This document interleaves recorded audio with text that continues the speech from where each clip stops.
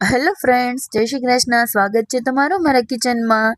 બસ જો એકદમ સરસ કાચી કેરી આવેલી હતી તો મને થયું ચલો સિઝનનું શરબત બનાવીએ. એટલે અત્યારે ઉનાળામાં કાચી કેરીનું શરબત બધાને બહુ જ ભાવતું હોય છે અને શરીર માટે પણ સારું. તો આપણે ગુણકારી એવું કાચી કેરીનું શરબત બનાવવાના છીએ, જેનો પલ્પ બનાવી અને તમે રાખી દેશો ને તો મહિનાઓ સુધી ખરાબ નહીં થાય અને એક વખત જ બનાવી અને પછી તમે વારે વારે એમાંથી શરબત બનાવી શકો. એ રીતે આપણે આજે પલ્પ બનાવવાના છીએ. તમે જોઈ શકો મેં કાચી કેરીની છાલ ઉતારી લીધેલી છે અને આ રીતે રફલી કટ કરી લીધેલી છે.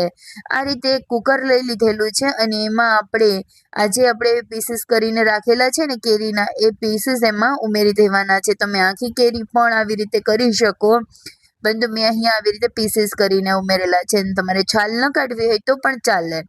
આ રીતે મેં એક વાટકા જેટલી કાચી કેરી છે તો પોણા વાટકા જેટલી અહીંયા મેં ખાંડ ઉમેરી દીધેલી છે. ખાંડ વધારે ઓછી કરી શકાય. અહીંયા પછી અડધા વાટકા જેટલું પાણી ઉમેરી દીધેલું છે.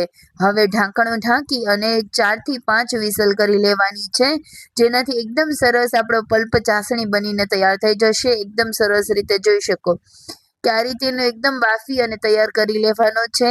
આપણી કેરીનો એકદમ પલ્પ તૈયાર થઈ જાય અને ચાસણી તૈયાર થઈ જાય એવી રીતે તૈયાર કરવાનો છે. જોઈ શકો. અને એને ઠંડુ થવા માટે સાઈડમાં રાખી દઈએ. ત્યાં સુધી આપણે એક મસાલો બનાવી લઈએ.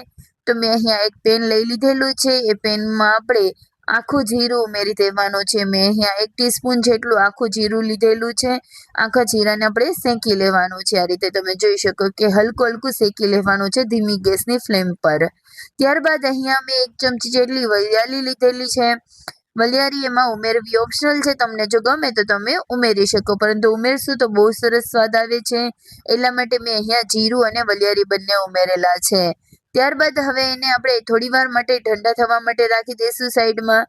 ઠંડા થાય ને એટલે આપણે એક મસાલો બનાવીને તૈયાર કરીશું. આ વલિયારી જીરું ઉમેરવા જ ઓપ્શનલ છે. તમે જો ન ઉમેરવા હોય તો પણ તમે શરબત આરામથી બનાવીને તૈયાર કરી શકો. અહીંયા એક મિક્સર લઈ લીધેલું છે. એમાં મેં વલિયારી અને જીરું ઉમેરી દીધેલા છે. ત્યારબાદ મરી પાવડર, તીખાશ માટે બહુ સરસ સ્વાદ આપતો હોય છે મરી પાવડર, તો એ જરૂરથી ઉમેરવો. અને ત્યારબાદ આપણે સંચર પાવડર ઉમેરી દઈશું. અહીંયા તમારે જો સાદું નમક ઉમેરવું હોય તો એ પણ તમે ઉમેરી શકો. મેં નથી ઉમેરેલું, મેં સંચર પાવડર જ ઉમેરેલો છે. ત્યારબાદ એકદમ ફાઇન પેસ્ટ બનાવી નાખવાની છે. એકદમ પાવડર જેવો ફોર્મમાં બનાવવાનું છે. જો તમને મારી જેમ થોડું દરદરું ગમે તો તમે દરદરું પણ રાખી શકો. મેં એકદમ ફાઇન નથી બનાવેલો પાવડર, મેં દરદરો ભૂકો બનાવેલો છે. તમે જોઈ શકો આ રીતનું પીસી અને તૈયાર કરી લીધેલું છે. બહુ સરસ લાગતું હોય છે આ શરબતમાં. તો આ રીતે બનાવી અને તૈયાર કરી લેવો મસાલો. તમે બીજા બધા શરબતમાં પણ ઉપયોગમાં લઈ શકો. હવે એક બ્લેન્ડર લઈ અને આપણે જે પલ્પ તૈયાર કરીને રાખેલો છે એ પલ્પને આ રીતે ક્રશ કરી લેવાનો છે. ક્રશ થઈ જાય એટલે એમાં આપણે જે પાવડર મસાલો બનાવીને રાખેલો છે એ મસાલો ઉમેરી દેશું. જોઈ શકો છો આ રીતે મસાલો ઉમેરી અને ફરીથી બ્લેન્ડ કરી લેવાનું છે, ફરીથી પીસી લેવાનું છે. બધું તમે મિક્સર જારમાં પણ કરી શકો. બ્લેન્ડરમાં ના કરવું હોય તો મિક્સર જારમાં પણ થઈ શકે છે. બધું બરાબર રીતે તમે ચારી પણ શકો છો. મને તો ચારવાની કોઈ જરૂર ન લાગી હતી એટલા માટે નથી ચારેલું. ત્યારબાદ કલર એકદમ સરસ આવે ને એટલા માટે મેં અહીંયા ગ્રીન ફૂડ કલર ઉમેરેલો છે. બિલકુલ ઓપ્શનલ છે. જો તમારે ન ઉમેરવો હોય, સ્કીપ કરવું હોય તો જરૂરથી કરી શકાય છે, પણ આનાથી કલર બહુ સરસ આવશે. તમે જોઈ શકો એકદમ ગ્રીન એવો પલ્પ આપણો બનીને તૈયાર થઈ ગયો છે. તો એમાંથી આપણે શરબત પણ બનાવી લઈએ. અહીંયા મેં 2 થી 3 ગ્લાસ શરબત બને એ માટે પાણી લઈ લીધેલું છે. એકદમ ઠંડુ પાણી લેવાનું છે. તમે જોઈ શકો આ રીતે કાચની બોટલમાં તમે પલ્પને સ્ટોર કરી શકો. એમાંથી આપણે જેટલું જરૂર હોય ને, તમને જેટલી ખટાશ મીઠાશ ભાવતી હોય ને એ પ્રમાણે તમારે પલ્પને પાણીમાં ઉમેરવાનો છે.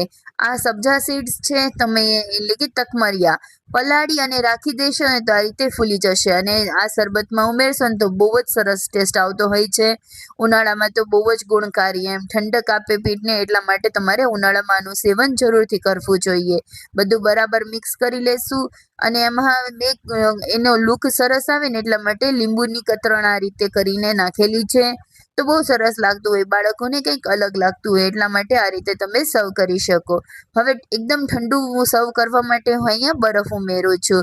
જોઈ શકો આ રીતે બરફ ઉમેરી અને બાળકોને આ રીતે આપશો તો બહુ જ બાળકો આરામથી પી લેશે અને ખુશ થઈ જશે. તમે જોઈ શકો કેટલું સરસ લાગે છે એમ, એકદમ ટેસ્ટી હેલ્ધી એવું આપણું કાચી કેરીનું શરબત. અમારે તો બધાને બહુ જ ભાવ્યું. તમને કેવી લાગી રેસીપી એ કમેન્ટમાં જરૂરથી જણાવજો. રેસીપી અને મારી મહેનત જરા પણ ગમી હોય તો વિડીયોને લાઇક કરી દેજો, ફ્રેન્ડ્સ અને ફેમિલીમાં શેર કરજો અને આપણી ચેનલને સબસ્ક્રાઈબ કરવાનું ભૂલતા નહીં. Thank you, bye bye.